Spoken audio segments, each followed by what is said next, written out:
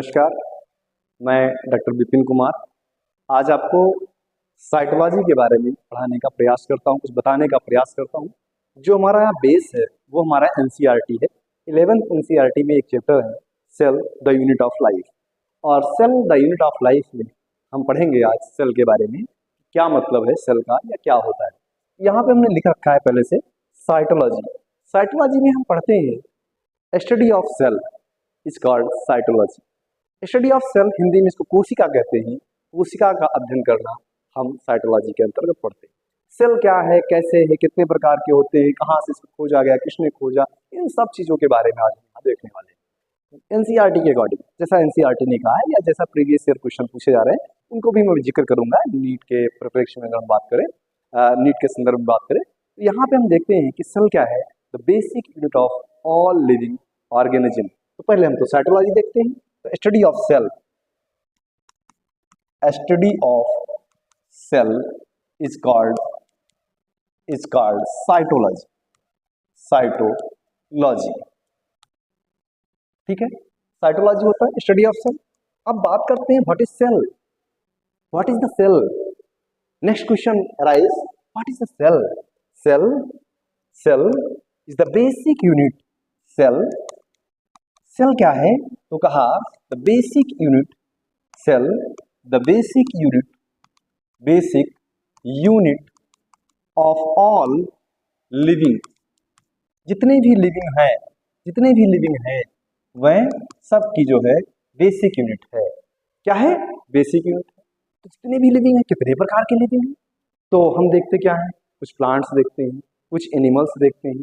Plants में भी हम देखते हैं कुछ हायर प्लांट देखते हैं, कुछ जल में पाए जाते हैं, पानी में पाए जाते हैं प्लांट। एनिमल्स में हम देखते हैं तो सो मेनी वेरिएशन, बहुत सारी वेरिएशन है। तो यहाँ पे हम सेल की बात करें, जितने भी लिविंग ऑर्गेनिज्म हैं सेल से ही बना हुआ है, सेल ही उनका बेसिक यूनिट है। तो हम क्या देख रहे हैं, कुछ ऑर्गेनिज्म को हमने क्या देखा है कि दे आर यूनिसेलुलर और अदर आर मल्टीसेलुलर। तो सेल जो हैं वो कई प्रकार के, या लिविंग ऑर्गेनिज्म का हम बात करें तो लिविंग ऑर्गेनिज्म हम कितने प्रकार से देख सकते हैं, तो सम आर, इसमें अगर हम देखें तो सम, कुछ जो हैं वो some are unicellular and other. NCERT की लाइन है अदर आर या अदर्स क्या है, मल्टीसेलुलर, ठीक है।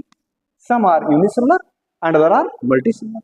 तो यूनिसेलुलर एक ही सेल में, सिंगल सेल में पूरा उनका whole activities, whole metabolism, whole respiration, पूरी मैकेनिज्म एक ही सेल में अगर कंप्लीट कर लेते हो तो ऐसे ऑर्गेनिज्म को हम क्या कहेंगे, तो they are unicellular organism. They are unicellular organism जिनका सारा गृहस्थी एक ही कमरे के अंदर हो जाता है, एक ही पूरा उनका दुनिया है, एक ही सेल, एक ही प्लाज्मा मेम्ब्रेन उनकी पूरी दुनिया है। ऐसे को हम बोलते हैं यूनिसेलुलर। और इसमें हम क्या देखेंगे, तो सम आर बैक्टीरिया, सम प्रोटोजोआंस, या अगर आप ऐसे बात करें बिटेकर के किंगडम को फॉलो करें तो क्या देखेंगे हम, उसमें मोनेरा और प्रोटिस्टा, दो ऐसे किंगडम हैं जो क्या है हमारे यूनिसेलुलर है। उनकी बॉडी एक ही सिंगल सेल से बनी हुई है, तो ये यूनिसेलुलर है। आज मैं अध्ययन करने जा रहा हूँ इसमें साइटोलॉजी में, तो हम दोनों की बात यहाँ पे करते हैं। कहा कि आखिर सेल से कम अगर कोई स्ट्रक्चर है, कोई भी स्ट्रक्चर लेस देन सेल है तो उसको हम लिविंग नहीं कहेंगे। लेस देन सेल से अगर कोई है तो उसको लिविंग इंटाइटी नहीं कहेंगे, वो इंडिपेंडेंट लिविंग नहीं हो सकता है। तो ऐसे में एनसीईआरटी एक लाइन लिखती है, क्या लाइन लिखा है एनसीईआरटी में, तो कहा anything less than a structure of cell. ये एनसीईआरटी की लाइन है, क्या कहा, एनीथिंग लेस देन, किससे less than, structure of cell, structure of cell. अगर सेल के स्ट्रक्चर से कोई चीज कम है, does not ensure independent living. क्या कहा, एनसीईआरटी की लाइन है, खोजना, डज नॉट इंश्योर क्या, लिविंग। ये लिविंग होंगे, इंडिपेंडेंट लिविंग होंगे, ऐसा कहना थोड़ा सा मुश्किल है। इंडिपेंडेंट लिविंग, ठीक है। तो ये बात निकल करके आती है कि कैसे हम मानेंगे। अच्छा, इसका एग्जाम्पल भी है, इसका एग्जाम्पल क्या है, तो कहा इसका एग्जाम्पल वायरस। वायरस को अगर हम देखते हैं, वायरस को अगर देखते हैं तो वायरस जो है वो लिविंग नहीं है। क्यों नहीं है? क्योंकि उसके पास सेल नहीं है। सेल नहीं है इसका मतलब उसके पास सेल मेम्ब्रेन नहीं है। और क्या नहीं है? उसके पास वो एंजाइम नहीं है कि वो इंडिपेंडेंटली रह पाए। इसलिए वायरस को हम इंडिपेंडेंटली लिविंग नहीं है, इसलिए हम उसको नॉन लिविंग और लिविंग के बीच की कनेक्टिंग लिंक कहते हैं। तो क्या कहा? एनीथिंग, कोई भी less than structure of cell, अगर सेल से छोटा कोई चीज है तो उसको हम ये नहीं कह सकते हैं कि ये इंडिपेंडेंटली लिविंग होगा। और इसका एग्जांपल क्या है? वायरस। खोजना एनसीईआरटी की लाइन है, बिल्कुल एनसीईआरटी की लाइन है। ठीक है, आगे कहते हैं कि cell as a structural and functional unit of life. क्या कहा कि सेल क्या है? तो सेल के बारे में बोला गया कि सेल जो है वो हमारा क्या है? Structural and functional unit of life. Cell क्या है? तो कहा cell is the structural and functional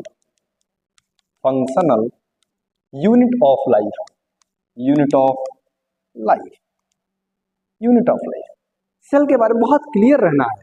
कुछ नहीं भैया, ये जीवन की इकाई है, जीवन की कोशिका है, जीवन का आधार है। सेल एक कोशिका बना होगा, कैसे बनाया होगा ये इवोल्यूशन में मैंने पढ़ते हैं, इवोल्यूशन में पढ़ते हैं कि कैसे आखिर ये सेल का निर्माण होगा। उसमें ऑर्गेनिक इवोल्यूशन है और तमाम प्रकार के इवोल्यूशन है, वहां पे हम और डिटेल्स पढ़ते हैं। बट यहाँ पे ध्यान रखिएगा कि cell is the structural and functional unit of history of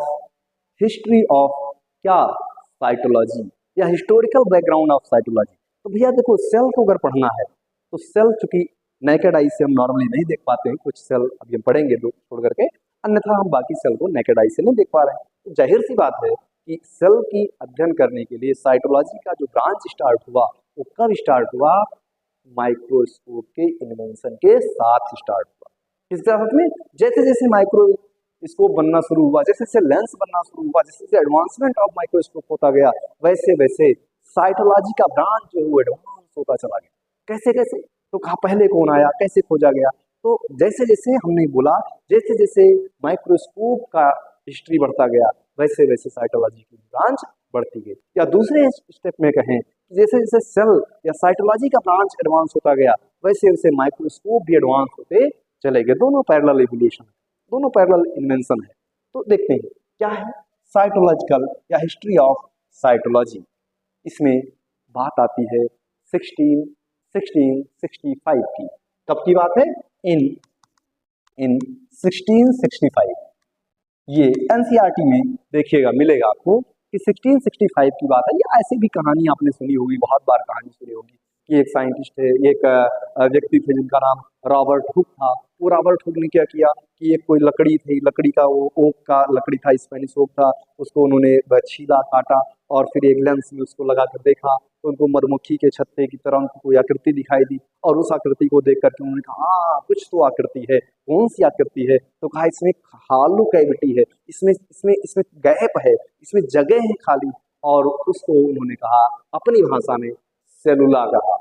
चूंकि उनके वहां एक खाली स्पेस को सेलुला कहा जाता था, इसलिए उन्होंने उसका नाम दिया सेलुला। और उन्होंने पहली बार एक पुस्तक लिखी जिसका नाम था माइक्रोग्राफिया। एक पुस्तक आई माइक्रोग्राफिया और उसी में उन्होंने इसका जिक्र किया। तो आइए, ओक ओक और स्पेनिश ओक है, ये भी ध्यान रखिएगा। उसका ट्री का ये बार्क लिया, ये छिलका लिया और ये ओक ट्री लिया। ओक ट्री का बार्क था, छिलका था और इन्होंने क्या देखा? बार्क था और इन्होंने क्या देखा?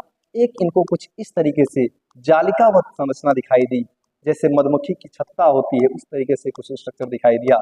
और इन्होंने पहली बार इस हालो कैविटी को इस खाली जगह को इन्होंने क्या बोला? सेलुला बोला। सेलुला, इसको इन्होंने क्या कहा? सेलुला कहा। क्यों? क्योंकि इनके यहाँ जो खाली जगह होती है उसको सेलुला कहा जाता था। तो सेलुला, और इस सेलुला की जिक्र जो है, ये जो इन्होंने देखा पहली बार, किसमें देखा? बार्क में देखा। बार्क क्लियर रहिएगा, ये डेड है, ये लिविंग नहीं है। तो डेड सेल इन्होंने खोजा था। कौन खोजे थे? तो हमारे रॉबर्ट महोदय ने खोजा था, रॉबर्ट हुक महोदय ने खोजा था। बहुत अच्छी बात है। और फिर इसका जिक्र कहाँ किया? तो इसका जिक्र एक पुस्तक लिख करके किया। पुस्तक का नाम था माइक्रोग्राफिया। क्या नाम था? माइक्रोग्राफिया। आइए देखते हैं बुक जो है इन्होंने लिखा। इन्होंने एक बुक लिखा, हाँ इन्होंने एक बुक लिखा ये बुक लिखा, क्या नाम था? तो कहा माइक्रोग्राफिया। ग्राफिया एक बुक है जिन्होंने जिसमें जिसमें इन्होंने ये सारी बातें, इन्होंने इसमें सारी बातें डाली। इसके बारे में ओक ट्री बार्क लिया। इसमें इन्होंने जब माइक्रोस्कोप बनाया तो उसमें देखा तो ये मधुमक्खी के छत्ते की तरह दिखा, ये खाली स्पेस दिखा, इसको इन्होंने सेलुला कहा और इसका जिक्र किसमें किया? इस पुस्तक में इसका इन्होंने जिक्र किया। तो इनके नाम से क्या जाता है कि he discovered first dead cell, और इसीलिए इनको फादर ऑफ साइटोलॉजी कहते हैं। और इन्होंने क्या किया? He discovered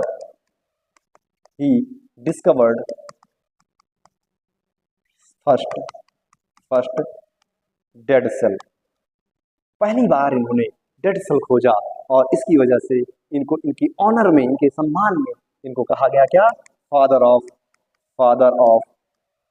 of cytology.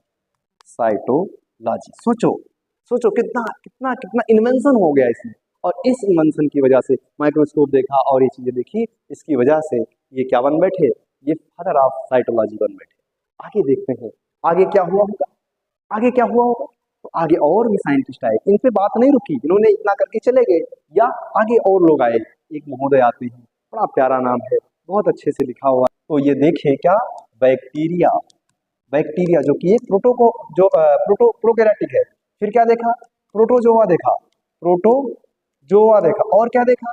इसके अलावा देखा इन्होंने बहुत सारे ईस्ट देखा, आरबीसी देखा, ईस्ट भी देखा। जब बन गया भैया, देखो माइक्रोस्कोप थोड़ा एडवांस हुआ तो इन्होंने ईस्ट भी देखा, आरबीसी भी देखा, और भी बहुत सारी चीजें देखी, ठीक है। और बहुत सारे इन्होंने सेल देखे अलग अलग जगह से लेकर के।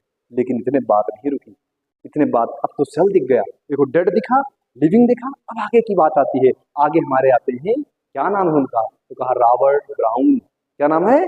ब्राउन। हमारे ब्राउन चचा आते हैं, ब्राउन चचा।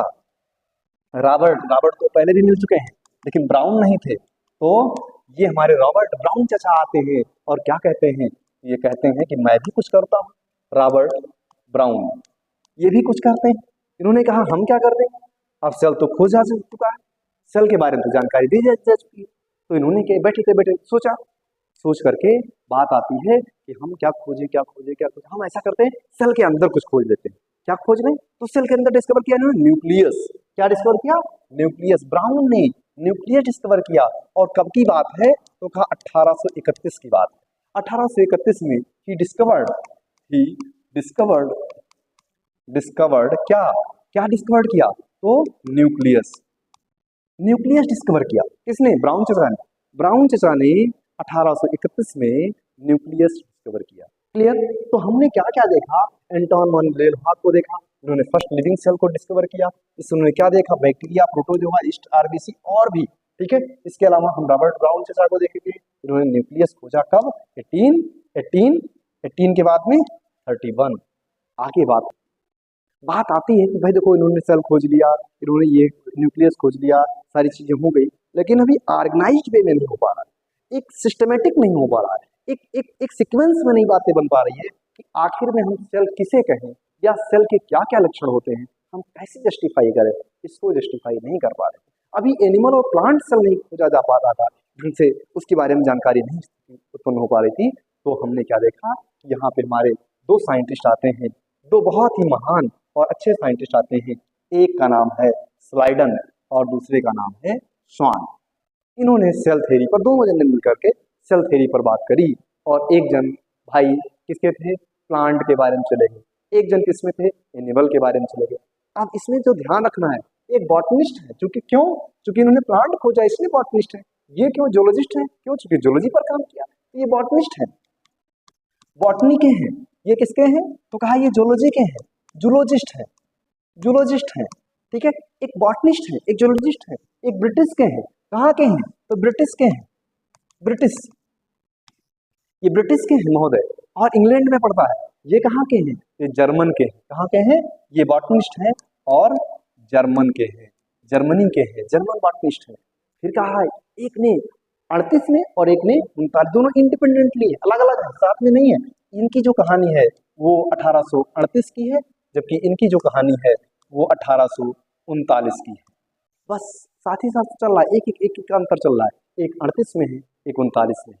आगे बात आती है, क्या बताया, तो इन्होंने बताया प्लांट बॉडी जो है वो कंपोज्ड होती है डिफरेंट काइंड ऑफ सेल से, और ये दे फॉर्म करती है टिश्यू। तो इन्होंने क्या बताया, ऑल प्लांट बॉडीज, ऑल, सारे सारे बताया इन्होंने, all plant bodies composed of different kinds of sales.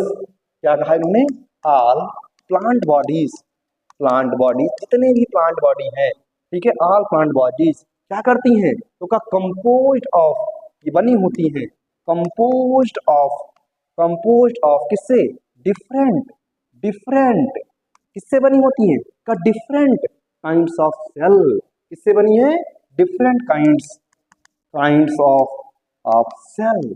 और ये सेल क्या बनाती है, they form tissues, they form tissues. आगे की बात आती है कि क्या करती हैं, दे फॉर्म, दे बनाती हैं, दे फॉर्म टिश्यू, ये टिश्यू बनाते हैं। क्लियर होनी चाहिए बिल्कुल बात। स्वान ने क्या कहा, स्लाइडन ने क्या कहा, स्लाइडन ने क्या कहा, स्वान ने क्या कहा। भाई स्लाइडन जो है वो स्लाइडन हमारे बॉटनिस्ट हैं, कहाँ के हैं, जर्मन के हैं। कब की बात है, 1838 की बात है। क्या किया इन्होंने, इन्होंने बताया कि ऑल प्लांट बॉडी, जितनी भी प्लांट हैं सबकी जो बॉडी है वो किससे बनी है, ये डिफरेंट काइंड्स ऑफ सेल से बनी है, अलग अलग प्रकार की सेल से बनी होती हैं। और वो सेल्स क्या करती हैं, दे फॉर्म टिश्यूज, तो टिश्यू बनाती है। आगे बात आती है कि भैया ये क्या किया, स्वान ने क्या किया, जो कि जोलॉजिस्ट है, जो कि 1839 में काम कर रहे हैं, इन्होंने क्या किया, तो ये स्टडी कर रहे हैं एनिमल्स पर। क्यों, क्योंकि पहले ही मैंने बता दिया जोलॉजिस्ट है, जाहिर सी बात है एनिमल पर स्टडी करेंगे। तो क्या कहा, तो इन्होंने कहा कि एनिमल सेल जो है उनकी आउटर कवरिंग जो होती है वो क्या कहलाती है, प्लाज्मा मेम्ब्रेन कहलाती है। वो क्या होती है, प्लाज्मा मेम्ब्रेन। जबकि सेल वॉल जो है या प्लांट सेल जो है उनके पास एक यूनिक होती है मेम्ब्रेन, जिसको हम सेल वॉल कहते हैं। तो प्लांट में इन्होंने बताया, क्या बताया इन्होंने, बड़ा यूनिक बताया इन्होंने। क्या बताया कि एनिमल सेल्स जो हैं, एनिमल सेल किसमें, एनिमल सेल्स जो हैं उनकी आउटर कवरिंग जो है, outer covering of, outer covering, covering of, covering जो है वो किससे बनी है, तो कहा प्लाज्मा मेम्ब्रेन, प्लाज्मा मेम्ब्रेन से बनी है, मेम्ब्रेन से बनी है, ठीक है। जबकि प्लांट की किससे बनी है, तो कहा इन्होंने बताया, सॉरी गिर गया था भाई पेन।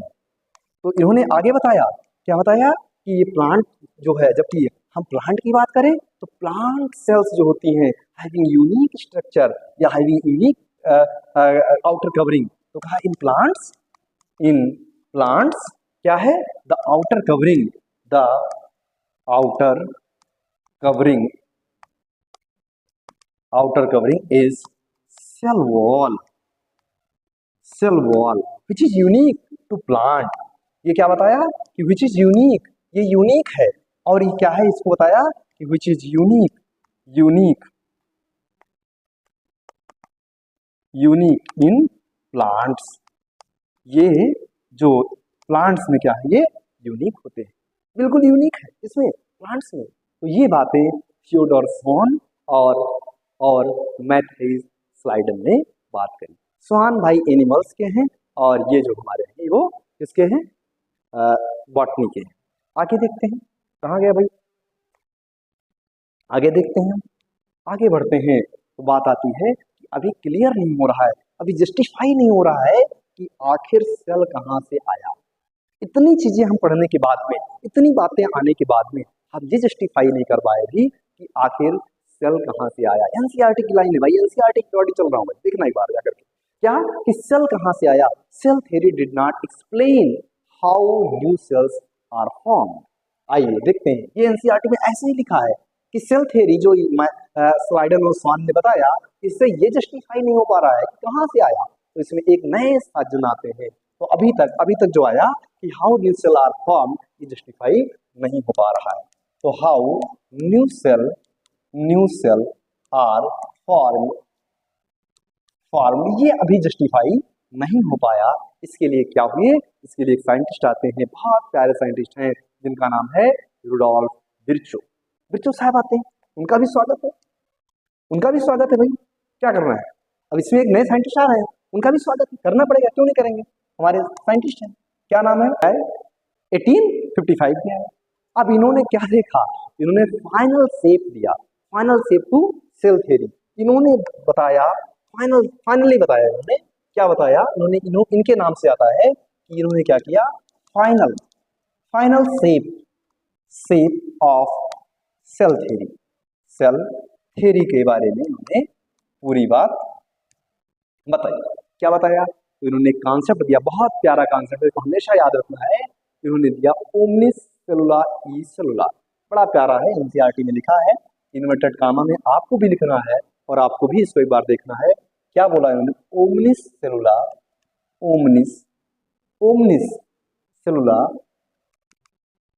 ओमनिस सेलुला सेलुला ई सेलुला, बहुत ही प्यारा है। क्या? Omnis सेलुला E सेलुला।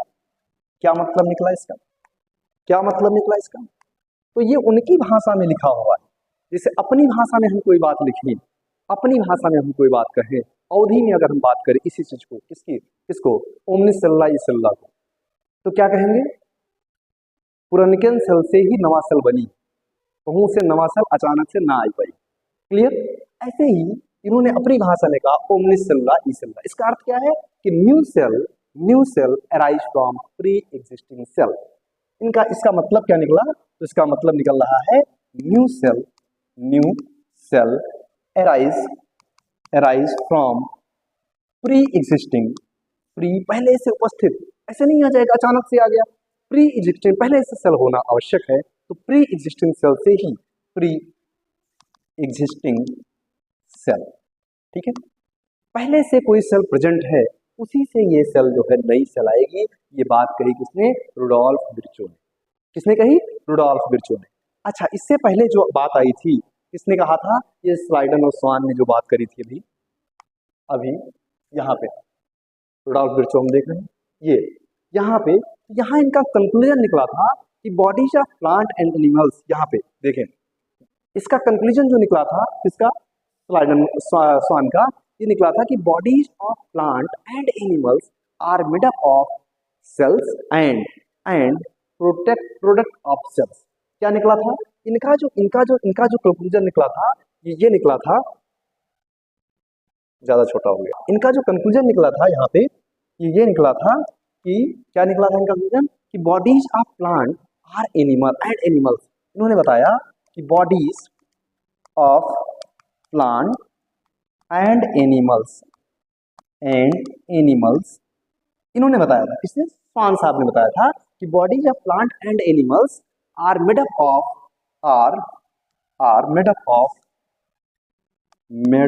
ऑफ किससे? तो कहा cell and products of cell, ठीक है, या तो सेल से बना है या सेल के प्रोडक्ट से बना है, अचानक से कहीं से बॉडी इनकी नहीं बनी है। इतनी बात ये स्वान साहब ने बता दिया था पहले, ठीक है। तो इसको हमें ध्यान में रखना है, ये बातें क्या कि bodies of plant and animals are made up of cells and product of cells, ठीक है, सेल से बना है और प्रोडक्ट ऑफ सेल से बना है। इतनी बात हमको यहाँ पता चल गई। आगे हम बढ़ गए थे, आगे इन्होंने बता दिया, किसने? रुडोल्फ विर्चो सर ने क्या बता दिया कि new cell arise from pre existing cell. दो बातें हो गई हमारे पास, दो बातें हमारे पास हो गई। एक तो ये हो गया, सेकंड बात, और फर्स्ट बात कहाँ आ गई? फर्स्ट बात हमारी इधर आ गई, ये आ गई, ठीक है। एक बात इधर से, यानी कि bodies of plants and animals are made up of cell and product of cell, और दूसरी बात यहाँ निकल करके आ गई क्या कि new cell arise from pre existing cell. और यही दोनों बातें मिल करके क्या बनाती हैं? तो इसी को हम मॉडर्न सेल थ्योरी कहते हैं। दोनों बातें, एक तो ये बात और एक प्री एग्जिस्टिंग वाली, यानी इसके साथ में दूसरी बात जो है वो क्या है कि दूसरी बात bodies of plants and animals are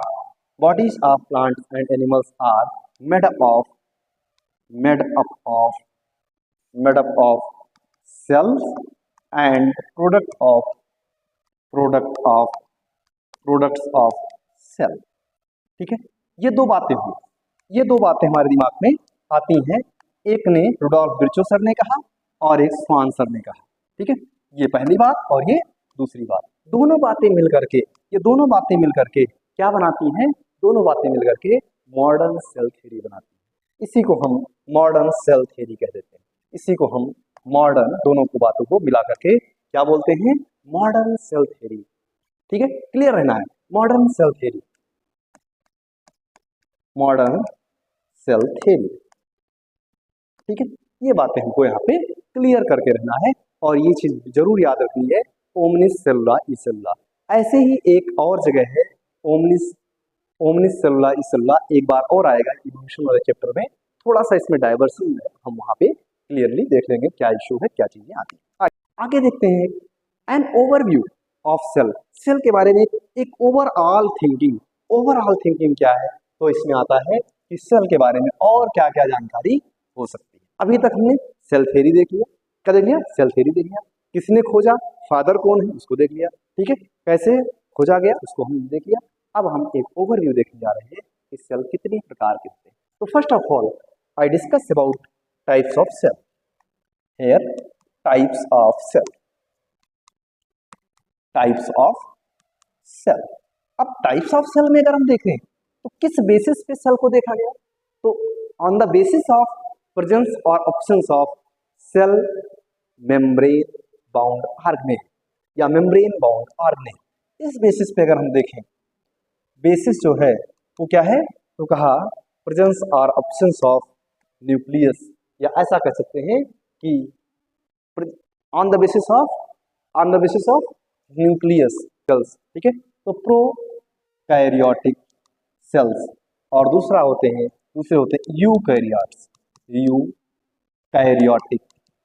ठीक है, तो सेल कितने प्रकार से? प्रोकैरियोटिक सेल और दूसरा है हमारा यूकैरियोटिक सेल। क्लियर? ठीक है, बहुत नॉर्मल बात है, ये 8th से हम पढ़ते आ रहे हैं, प्रोकैरियोटिक और यूकैरियोटिक, कोई बड़ी बात नहीं। वही चीज क्या देखेंगे हम यहाँ पे? Pro means primitive, pro primitive, primitive और karyon nucleus, karyon nucleus, primitive nucleus. अभी बहुत एडवांस न्यूक्लियस नहीं बना। यहाँ पे क्या है? यू ट्रू और गुड न्यूक्लियस, कैरियन का न्यूक्लियस। क्लियर? अब बात ये करते हैं कि आखिर हम कैसे समझे इतने एडवांस। बेटा ऐसे समझो कि जैसे हम अभी अभी हम पढ़ने निकले हैं बाहर, हम पढ़ने निकले हैं बाहर, रूम लेकर कहीं रह रहे हैं, एक सिंगल रूम है, एक सिंगल रूम है, उसी रूम में हम खाना बना रहे हैं, उसी रूम में हमारा बेड है, उसी रूम में हमारा टेबल है जिसमें हम पढ़ते हैं, उसी रूम में कोई आ गया तो हम उसको बिठा देते हैं, उसी रूम में हमने एक तरफ पानी रख रखा है, सारी व्यवस्था उसी रूम में हमने कर रखी है। यानी अभी हम अध्ययन कर रहे हैं, अभी हम प्रिमिटिव स्टेज में हैं, अभी हम शुरुआती स्टेज में हैं, तो ऐसा कर रहे हैं।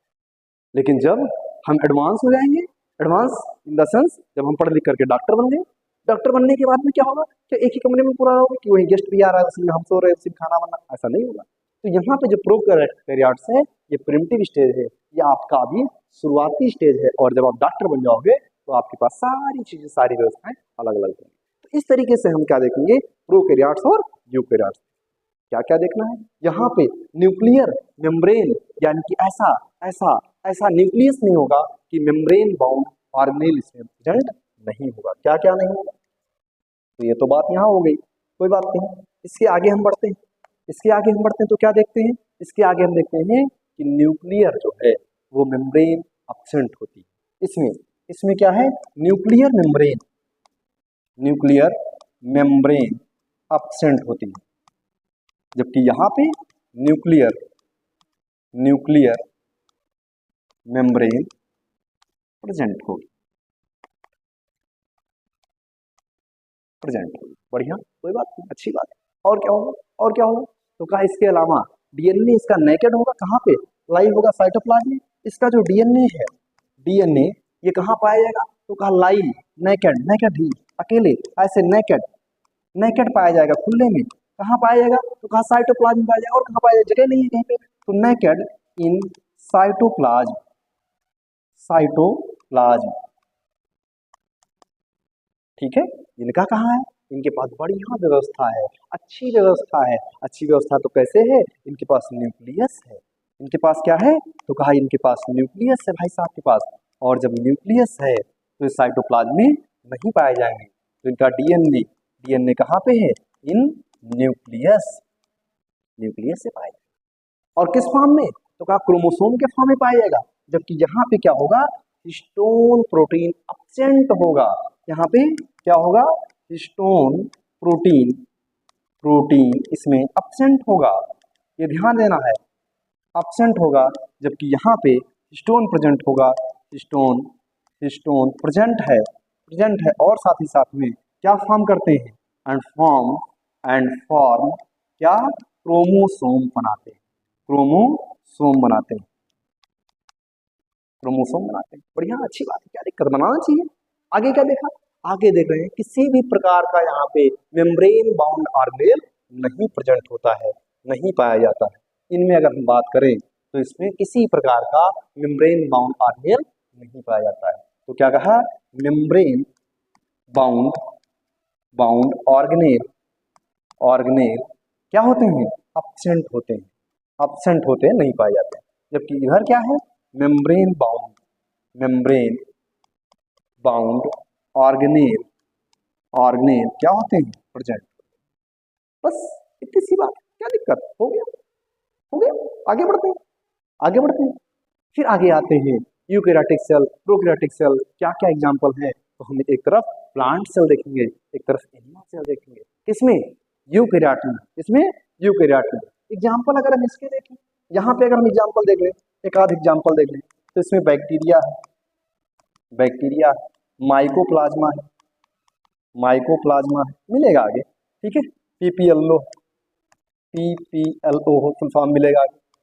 यहाँ पे देखें तो ऑल या प्लांट सेल कह लें, या कह सकते हैं प्रोटोजोआ, प्रोटोजोआ कर लो। इसके अलावा plant cell, animal cell, animal cell, plant cell, plant cell, ठीक है। या अगर दूसरे भाषा में बात करें तो हमने 5 किंगडम क्लासिफिकेशन बिटेकर्स वाला देखा, तो उसमें बिटेकर्स वाले में आप देख लीजिए, इसमें इसमें मोनेरा आ जाएगा, और उसके बाद में मोनेरा के बाद प्रोटिस्टा से इधर सारे के सारे इसमें आगे बढ़ते हैं। सेल वॉल कैसा है? तो एक तो है प्रोकैरियोटिक का सेल वॉल पेप्टाइडोग्लाइकेन का बना है, जबकि इनका सेल वॉल सेलुलोज या काइटिन से बना है। ये इंपॉर्टेंट पॉइंट है, इंपॉर्टेंट पॉइंट है, यहाँ पे हमें नोट करना चाहिए। सेल वॉल, इनका सेल वॉल किससे है, या कंपोजिशन ऑफ सेल वॉल, यहाँ पे composition of cell wall, cell wall ये किसका है? तो कहा पेप्टाइडो, पेप्टाइडोग्लाइकेन। और इनका किसके है? तो इनका सेलुलोज, सेलुलोज और काइटिन, काइटिन का फंगस में है, सेलुलोज का बाकी है। इसके अलावा एक चीज और, इनमें जो राइबोसोम होता है, राइबोसोम, राइबोसोम मिलेगा आगे, राइबोसोम 70S का है, और इधर का जो राइबोसोम है, राइबोसोम है वो हमारा 80S का है, 80S का है। ये बातें हमको ध्यान में यहाँ पे रखनी है। Semi fluid, fluid matrix, matrix है, ठीक है, बढ़िया है, कोई दिक्कत नहीं। इसमें क्या होता है? तो कहा कि जहाँ पे एंजाइम, यहाँ पे क्या है? एंजाइम है, ढेर सारी, लगभग सारी एंजाइम प्रेजेंट होती है। मोस्ट केमिकल रिएक्शंस यहाँ होते हैं। क्यों? यहाँ पे most chemical, chemical reactions, reactions होते हैं। क्यों होते हैं? Why? Because they occur in it to keep living. यहाँ पे बहुत सारे एंजाइम्स होते हैं जो केमिकल रिएक्शन को परफॉर्म करते हैं। प्लांट और एनिमल में दोनों में कंडीशन आती है, ये प्रोकैरियोट यूकैरियोट दोनों में कंडीशन आती है। सेल के साइज की बात करते हैं, भैया अलग अलग साइज के मिलते हैं। कौन साइज से है आपको? तो कहा भैया देखो सबसे छोटा साइज क्या है? स्मॉलेस्ट पहले बताइए। आपने हमसे पूछ लिया भैया स्मॉलेस्ट बताओ, साइज में बात करी, स्मॉलेस्ट सेल क्या है? तो कहा माइकोप्लाज्मा, अभी लिखा था थोड़ी देर पहले, माइकोप्लाज्मा किस में है? माइकोप्लाज्मा ये किस में है? तो माइकोप्लाज्मा हमारा है किस में आता है? तो माइकोप्लाज्मा हमारा स्मॉलेस्ट सेल में आता है, ठीक है। या हम बैक्टीरिया कहें, सीधी सी बात है, बैक्टीरिया कह लें, ठीक है। लेकिन माइकोप्लाज्मा में क्या होता है? सेल वॉल नहीं होता है। तो माइकोप्लाज्मा का कितना है? तो कहा 0 पॉइंट लगा दिया, 1 से लेकर के 0.3 तक। तो 0.1 टू 0.3 क्या? Micrometer in diameter, micrometer in diameter, और इसीलिए इसको हम बेचारे को कह दिए smallest living cell, smallest living cell. ठीक है, बढ़िया, कोई बात नहीं। नेक्स्ट बात आती है, अगला बताओ मुझे बैक्टीरिया की क्या साइज है। बैक्टीरिया की साइज बताते समय, बैक्टीरिया की साइज बताते समय डर लगना चाहिए। क्यों लगना चाहिए? क्योंकि बैक्टीरिया बहुत ही इंपॉर्टेंट है और बहुत ही खतरनाक भी है। तो इसका जो डायमीटर आता है वो 1 माइक्रोमीटर टू 5 माइक्रोमीटर आता है। 1 माइक्रोमीटर 1 माइक्रोमीटर टू 5 माइक्रोमीटर। ठीक है, अब हम ये जो बोल रहे हैं, ये जो हम लिखवा रहे हैं, ये एनसीईआरटी के बेसिस पे लिखवा रहे हैं। एनसीईआरटी में दो जगह दोनों चीजें लिखी मिलती हैं आपको। एक जगह 3 to 5 लिखा मिलता है थ्योरी में, जब हम डायग्राम में देखते हैं तो हमको यही बैक्टीरिया की साइज 1 to 2 माइक्रोमीटर मिलती है। इसलिए हमने 1 से 5 कर दिया है। ठीक है, ये ध्यान रखना, ये 1 माइक्रोमीटर टू 5 माइक्रोमीटर मैंने इसलिए लिखा है क्योंकि थ्योरी में जो लिखा है वो 3 to 5 माइक्रोमीटर, जबकि डायग्राम में 1 to 2 माइक्रोमीटर इसका जो है बैक्टीरिया के साइज के बारे में बात करी गई है। आगे हम बात कर लेते हैं किसी आरबीसी की बात कर लो। आरबीसी कैसा है भैया? आरबीसी ये कौन है? तो ये कहा कि ब्लड है, ब्लड सेल्स होते हैं। तो कैसे हैं? तो कहा 7 माइक्रोमीटर इन डायामीटर। ठीक है, बढ़िया है, कोई बात नहीं, अच्छी बात है, होनी चाहिए। ये कैसे होते हैं? तो कहा राउंड होते हैं। और कैसे होते हैं? बाइकान के होते हैं। आगे बात करते हैं नर्व सेल, बहुत बढ़िया, नर्व सेल इनके बारे में बताओ। तो कहा नर्व सेल तो बहुत बड़े होते हैं। कितने बड़े? इसको कहा some of the largest cell, some of the largest cell, इसके बारे में लिखा ये हमारी सेल बड़ी होती है। तो कहा some of the largest cell. ठीक है, कोई दिक्कत नहीं, बढ़िया, अच्छी बात है। सबसे बड़ा सेल क्या है? सबसे लार्ज तो ये हो गया, बड़ा क्या है? तो बड़ा वही हमारे जिनके पास पंख बहुत निष्क्रिय हैं, उड़ा नहीं पाते, बहुत बड़ा शरीर होता है, एप्स में आते हैं और लंबी गर्दन होती है। और क्या नाम है उनका? तो पता चला शुतुरमुर्ग नाम। क्या नाम है? शुतुरमुर्ग। शुतुरमुर्ग यानी कि ऑस्ट्रिच। तो ऑस्ट्रिच का अंडा भी बड़ा होता है, क्योंकि साइज बड़ी थोड़ी ना, और जो बड़ा है तो आइसोलेटेड लार्जेस्ट सेल कहा जाता है ऑस्ट्रिच एग को। ऑस्ट्रिच, ऑस्ट्रिच देखो इसमें रिच है, पहले से रिच है। क्या रिच है? बड़ा है, तो ऑस्ट्रिच एग। और ये क्या है? ये हमारा है आइसोलेटेड लार्जेस्ट सेल। आइसोलेटेड क्यों? क्योंकि बॉडी से अलग है। Isolated largest cell. क्लियर? तो ये बातें हमको यहाँ से ध्यान में आनी चाहिए कि कैसे हम सेल को पढ़ें और क्या क्या सेल के बारे में जानकारी हो सकती है। एनसीईआरटी बहुत इलाबोरेट करके आप पढ़िए, बहुत सारी चीजें मैं जो यहाँ लिखता हूँ लगभग सारी चीजें एनसीईआरटी में है और उसी क्रम में है। तो एक बार आप जरूर एनसीईआरटी पढ़िए। अगर आप नीट एस्पिरेंट हैं, अगर आप बोर्ड के स्टूडेंट हैं, या आप ऐसे ही किसी स्कूल में है या इस संस्थान में है, तो भी हमको इसको अच्छे से पढ़ना चाहिए। एनसीईआरटी पर कमांड हमको बढ़ाना चाहिए। मैं भी प्रयास में हूँ, आप भी प्रयास करें। अगला आता है shape of the cell. Shape of the cell, shape कैसा है? का बहुत प्रकार के शेप है। कितने प्रकार के शेप हैं? तो कहा कोई राउंड है, कोई जो है नर्व की तरह है, कोई बाइकॉनकेव है। जैसे नर्व सेल की बात करें तो अगर हम शेप की बात करें तो ये ऐसे शेप में आता है नर्व सेल। ठीक है, जो हमारे सेंसेशन में काम आता है, हमको ये सूचना देता है इस तरीके से। ठीक है, ये नर्व सेल हो गया। ठीक है, ये नर्व एंडिंग हो गई ऐसे करके। ठीक है, इस प्रकार के नर्व सेल, यहाँ पे इसका न्यूक्लियस हो गया, एक्सॉन हो गया, ये चीजें आ गई। तो ये कैसा है? ये लॉन्ग एंड ब्रांच्ड होते हैं नर्व सेल। ये कैसे हैं? तो इनको बताया गया नर्व सेल है। क्या है? नर्व सेल है। ठीक है, इनकी साइज है, ये लॉन्ग है, ब्रांच। दूसरा कहा कैसे हो सकते हैं? तो कहा एक आरबीसी है। अब आरबीसी या डब्ल्यूबीसी की बात करें तो वो कुछ हल्का सा बीच में ऐसे डिप्रेस होगा, ये बाइकॉनकेव स्ट्रक्चर आ जाता है। किसका? WBC amoeboid. ये आरबीसी एक डब्ल्यूबीसी है, वो अमीबॉयड है।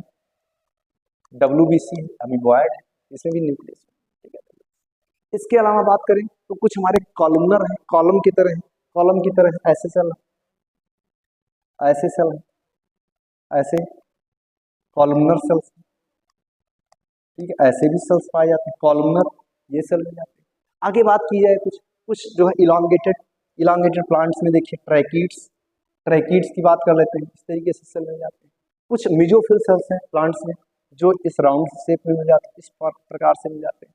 ठीक है, समझ गए? तो ये मीजोफिल सेल हो जाएगी, मीजोफिल सेल्स हो जाएंगे। ठीक है, ये ट्रैकीड्स हो जाएंगे, ट्रैकीड्स हो जाएंगे। ये क्या हो जाएंगे? कॉलमनर, कॉलमनर, कॉलम की तरह है। ये किसकी तरह है? कॉलमनर, कॉलम की तरह है।